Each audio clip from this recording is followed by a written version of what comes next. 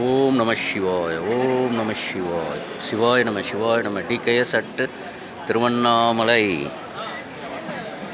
கிரிவலத்துக்கு அண்ணாமலையார் அம்மையப்பன் அழைச்சின்னு வந்துட்டாங்க.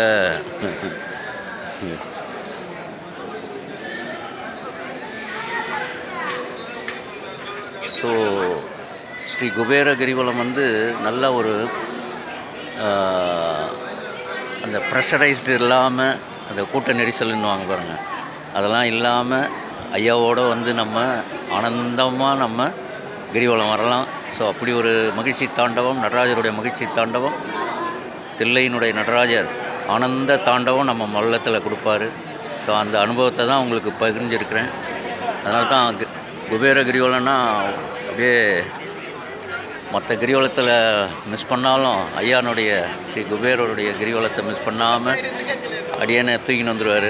ஸோ அப்படி 2025 குபேர கிரிவலத்துலேயும் இப்படி ஒரு வாய்ப்பை டிகேசி கொடுத்துருக்காரு. மழையெல்லாம் இல்லை, நல்ல பிரகாசமான சூரியனார் இருக்கார். பாருங்கள், இன்றைக்கி குபேர கிரிவலத்தில் ராஜகோபுர தரிசனம், கோடி புண்ணியம்.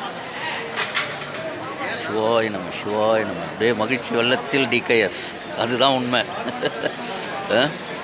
மகிழ்ச்சி மகிழ்ச்சி வெள்ளத்தில் டிகேஎஸ். சிவாய நம்ம, சிவாய நம்ம, சிவாய நம்ம. அப்படியே அண்ணாமலையார் அப்படியே ஒரு ரவுண்டு காமிச்சிருக்கேன், பார்த்துங்க. இப்படி ஒரு காட்சி. சிவாய நம்ம, சிவாய நம்ம, சிவாய நம்ம, நம சிவாய, நம சிவாய. எங்கே எடுத்தாலும் உங்களுக்கு லைட்டிங் ப்ராப்பராக இருக்கும். ஏன்னா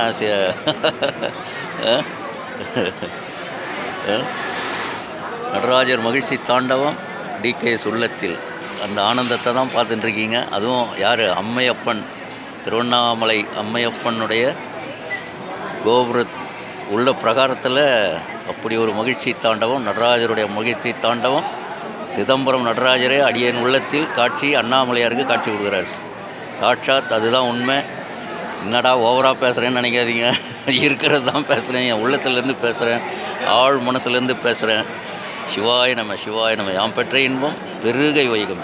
ஸ்ரீ குபேர கிரிவலம் 2025ஆம் ஆண்டு ஸ்ரீ குபேர கிரிவலம் டிகேஎஸ் திருவண்ணாமலையில் அருட்பெருஞ்சோதி அருணகிரி சுவாமிக்கு அருள் கொடுத்த இடம். பின்னாடி பார்க்கறது பாருங்கள், சுப்பிரமணியர் காட்சி கொடுத்த இடம், அருட்காட்சி, சாதாரண காட்சியில் அருட்காட்சி கொடுத்த இடம்.